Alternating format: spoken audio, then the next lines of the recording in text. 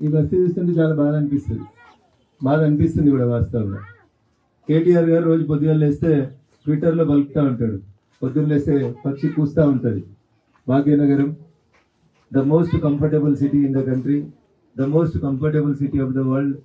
తెలంగాణకి హైదరాబాద్ తలమానికం, ఈ దేశానికి హైదరాబాద్ తలమానికం. హైదరాబాద్ అభివృద్ధిని చూసి కొంతమంది ఓర్చుకుంటలేరు, హైదరాబాద్ అభివృద్ధిని చూసి కొంతమంది మా మీద దుష్ప్రచారం చేస్తూ ఉన్నారు. నెత్తి వాంది కాదు, కత్తి వాంది కాదు, ఏది పడితే అది మాట్లాడుతూ ఉంటారు, బాధ్యత రహితంగా మాట్లాడుతూ ఉంటారని మిత్రులు యువ మంత్రి, మున్సిపల్ శాఖ మంత్రి కేటీఆర్ గారు నోటికి వచ్చినట్టు మాట్లాడుతూ ఉన్నారు ఈ మధ్యలో. అయ్యా మీ ట్విట్టర్ పిట్టను కొంచెం మా ఇందిరానగర్ బస్తీకి పంపుద్ది. మీ ట్విట్టర్ పిట్టనన్న గాల్లో ఒకసారి తిరిగిపోతే ఈ కాలనీలో 2 దశాబ్దాలుగా 2 తరాలుగా ఈ కాలనీలో ఉంటున్నటువంటి పేద ప్రజలు అనుభవిస్తున్నటువంటి బాధల్ని ఒక్కసారి చూడమని మున్సిపల్ శాఖ మంత్రిగా నేను ఈ ఉదయం పూట కేటీఆర్ గారికి విజ్ఞప్తి చేస్తా ఉన్నాను. బహుశా సార్లు ఇంకా లేచిరో లేవలేదో, వాళ్ళ ట్విట్టర్ పిట్టలు కూస్తున్నాయో కూస్తలేవో నాకు తెలియదు, కానీ ఇక్కడ ఉన్న మీడియా మిత్రులు ఇచ్చేటువంటి సందేశాన్ని అయినా యువ మంత్రి, కాబోయే ముఖ్యమంత్రి అని చెప్పుకున్నటువంటి యువరాజు గారు ఒకవేళ మీకు తెల్లారితే ఒక్కసారి ఇందిరా బస్తీకి ఎప్పుడన్నా వచ్చిపోదు. వచ్చిందా ఎప్పుడన్నా కేటీఆర్? మెయిన్ రోడ్ మీకు వెళ్ళిపోయింది. మెయిన్ రోడ్ ఉన్న ఉంది కాబట్టి మధ్యలో డివైడర్ కట్టిండు. బాలానగర్ ఫ్లైఓవర్ ఓపెన్ చేసేందుకు వచ్చినప్పుడు చాలా శిల్క పలుకుని చెప్పిపోయింది సార్, అసలు ఎంత అభివృద్ధి అయింది బాలానగర్ అని చెప్పిండు.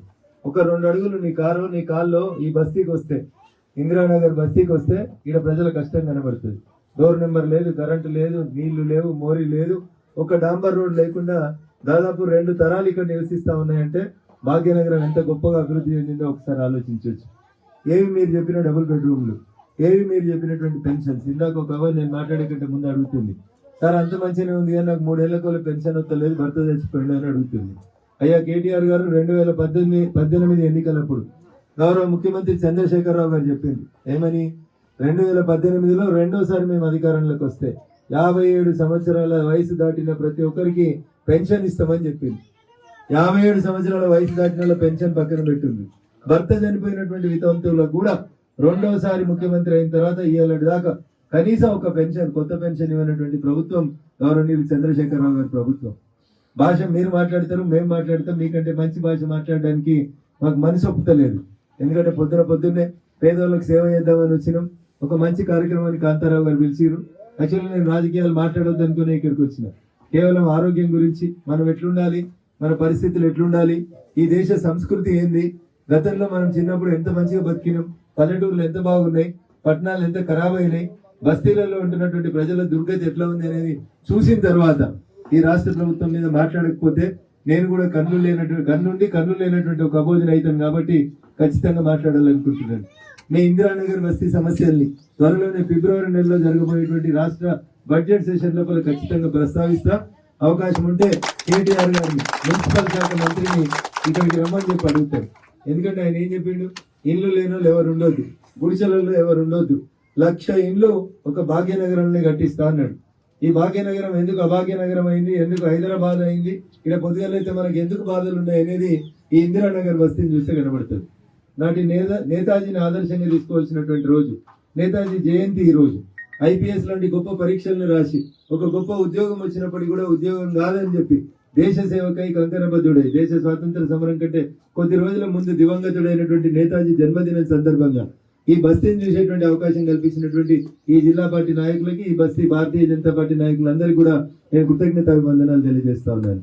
నాకంటే ముందు మాట్లాడినటువంటి డాక్టర్ రామ్ సింగ్ గారు మన ఆరోగ్యం, మనం ఎట్లుండాలి, మన భోజన వసతులు ఎట్లుండాలి అనేటువంటి అంశం గురించి మాట్లాడింది.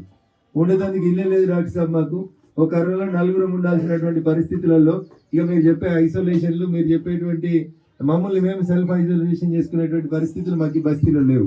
కానీ కొన్ని స్వచ్ఛంద సంస్థలు, స్వచ్ఛ భారత్ అభియాన్ లాంటి సంస్థలు 1,00,000 మందికి సేవ చేసేందుకు ముందుకు వచ్చినటువంటి పెద్దలు కాంతారావు గారు కానీ, మిత్రుడు హరీష్ గారి నా విజ్ఞప్తి, ఇట్లాంటి బస్తీలలో ఐసోలేషన్ చేయాల్సిన పరిస్థితి వచ్చినప్పుడు ఒకటే రూమ్ లో 4 ఉంటున్నారు, పైన కప్పు లేదు, కింద బండలు లేనటువంటి పరిస్థితి.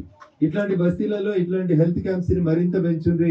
ఎవరైనా ఐసోలేట్ చేయాల్సినటువంటి పరిస్థితి దగ్గరలో ఉన్నటువంటి ప్రభుత్వ ప్రైవేట్ పాఠశాలలలో ఉన్నటువంటి గదులని ఐసోలేషన్ కు వాడండి.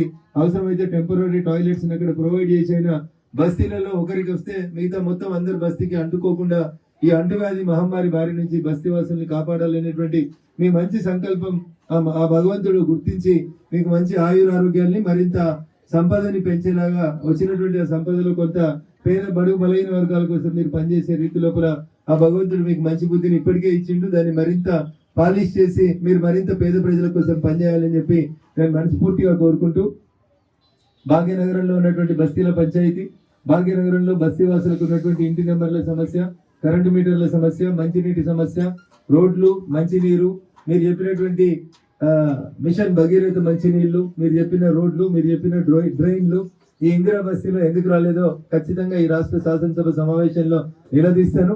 కూకట్పల్లి నియోజకవర్గం అంటే బాగా డబ్బున్న వాళ్ళు ఉంటారు, బాగా పెద్ద పెద్ద కాలనీలు ఉంటాయని అనుకుంటారు. నేను కూడా చాలా సార్లు రోడ్డు మీదకి పోయి పోతూ అనుకుంటా కూకట్పల్లి వాళ్ళు చాలా అదృష్టవంతులని అనుకుంటారు. కానీ అట్లాంటి కూకట్పల్లిలోనే ఏ ఆకాశ హార్మ్యాలు ఉన్నాయో వాటి పక్కనే ఇట్లాంటి గుడిసెలు ఉండడం అనేది కూడా బాధాకరం. అయ్యా కేటీఆర్ గారు, ఇది ఐడిపిఎల్ సంస్థకు సంబంధించినటువంటి సుమారు 24 ఎకరాల్లో దాదాపు 2-3 దశాబ్దాలుగా ఇక్కడ పేద ప్రజలు ఇల్లు కట్టుకొని ఉంటున్నారు. ఈ ఇళ్ళని నిజంగా మీకు చిత్తశుద్ధి ఉంటే ఇక్కడ కొల్లూరు కానో తెల్లాపూర్ కానో ఐడిపిఎల్ సంస్థలు కట్టిన వాళ్ళు కూడా ఇదే కూలీల కుటుంబ సభ్యులు. కాబట్టి కేటీఆర్ గారికి నాదొక విజ్ఞప్తి, ఇక్కడ ఉన్నటువంటి మీడియా మిత్రుల ద్వారా, ఇదే ఐడిపిఎల్ సంస్థకు సంబంధించినటువంటి స్థలాన్ని తీసుకొని కొల్లూరులో డబుల్ బెడ్రూమ్లు ఇస్తాం, లేకపోతే ఐడిఏ బొల్లారం దాటినాక ఊరవతలు ఇస్తాం అనేటువంటి మాటలు బంద్ చేసి ఇక్కడ ఉన్నటువంటి 24 ఎకరాల్లోనే ఈ బస్తీవాసులకు మంచిగా పాలిష్డ్ గా మీరు చెప్పినటువంటి డబుల్ బెడ్రూమ్ ఇళ్ళని కట్టించి ఈ బస్తీవాసులందరూ కూడా పునరావాసాన్ని కల్పించాలని ఆ దిశగా రాష్ట్ర ప్రభుత్వం మీద ఒత్తిడి తెచ్చినందుకు భారతీయ జనతా పార్టీ కూడా భవిష్యత్తులో ఒక మంచి కార్యక్రమాన్ని చేపట్టాలని కూకట్పల్లిలో ఉన్న స్లమ్స్ అందరి తరఫున మీ అందరి గొంతుకగా, ప్రశ్నించే గొంతుకగా నన్ను అసెంబ్లీకి పంపించినటువంటి మాట్లాడలేనటువంటి పేద ప్రజలు అందరి గొంతుకనై రాష్ట్ర శాసనసభలో పేద ప్రజల పక్షాన పోరాడతానని చెప్పి తెలియజేస్తూ, నేతాజీ జయంతి రోజు ఇంత మంచి కార్యక్రమంలో ఇంతమంది నిజంగా అవసరం ఉన్నటువంటి నీడీ పీపుల్ ని, మోడీ గారి భాషలో చెప్పాలంటే సర్వ్ ద నీడీ అని, ఎక్కడైతే అవసరం ఉందో అక్కడికే భారతీయ జనతా పార్టీ వస్తుంది. భారతీయ జనతా పార్టీ పుట్టిందే అంత్యోదయ అనేటువంటి సిద్ధాంతం మీద. సమాజంలో ఊర్లలో ఎవరైతే పూరెస్ట్ ఆఫ్ ద పూర్ ఉంటాడో, కాంతారావు గారు, హరీష్ రెడ్డికో, రఘునందన్కో జ్వరం వస్తే అపోలోకో, కేర్కో ఇంకో దగ్గరికి పోతారు. కానీ బస్తీలో జ్వరం వస్తే యాడికి పోవాలనో తెలియదు. 500 రూపాయలు ఫీజు కట్టేటువంటి పరిస్థితి లేనటువంటి పేదోళ్ళని ఆదుకోవాలనేటువంటి మంచి మనసుతో ఈ కార్యక్రమానికి నేను ఆహ్వానించి ఈ కార్యక్రమాన్ని సక్సెస్ చేయడానికి సహకరించిన మీకు అందరికీ కూడా మనస్ఫూర్తిగా కృతజ్ఞతాభివందనాలు తెలియజేస్తూ, మనం అందరం కూడా మనల్ని మనం కాపాడుకోవాల్సినటువంటి అవసరం ఉంది. మాయదారి రోగం కొన్ని మంచి మాటలు కూడా మనకు నేర్పించింది. భార్య పిల్లల్ని వదిలేసి పొద్దుగా లేస్తే దేశం మీద పడి పైసలు అని పరిగెత్తేటోళ్ళు అందరూ కూడా మళ్ళా కుటుంబము, ఇల్లు, భార్య, పిల్లలు అనేటువంటి ఒక సాంప్రదాయాన్ని పెరుగుట విరుగుట కొరకేం చెప్తారు.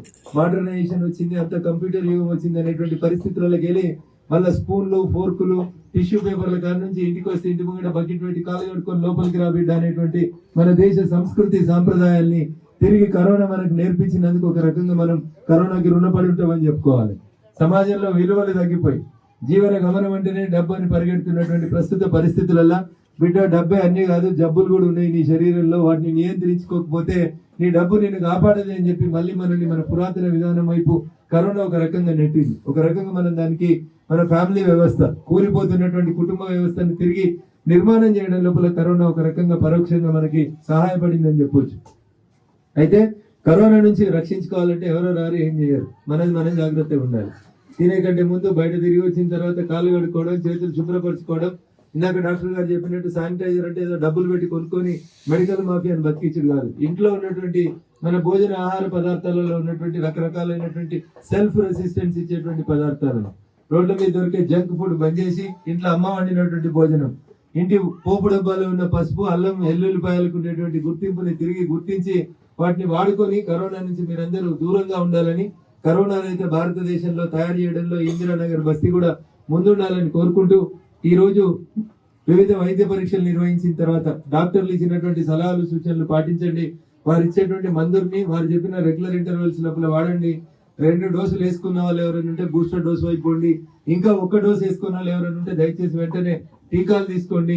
అన్నిటి నుంచి మనల్ని రక్షించేది టీకా మాత్రమే. కాబట్టి మీరు ఎంత బిజీగా ఉన్నా, ఎంత పన్నొత్తిళ్ళు ఉన్నా దయించి టీకాలకు ఉన్నటువంటి ఇంపార్టెన్స్ ని గుర్తించుండ్రి.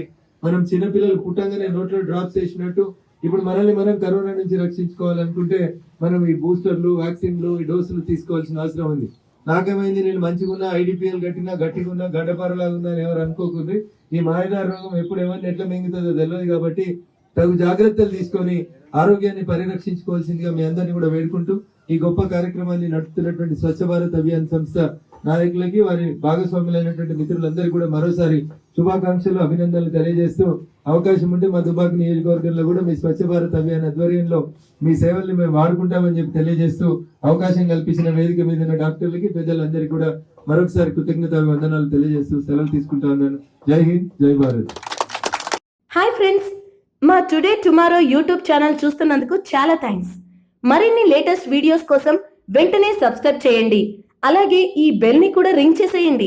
మా నోటిఫికేషన్స్ అన్ని మీ మొబైల్లో వస్తాయి. అలాగే మా వీడియోస్ మీకు నచ్చితే లైక్ చేయండి, షేర్ చేయండి, నచ్చకపోతే కామెంట్ చేయండి.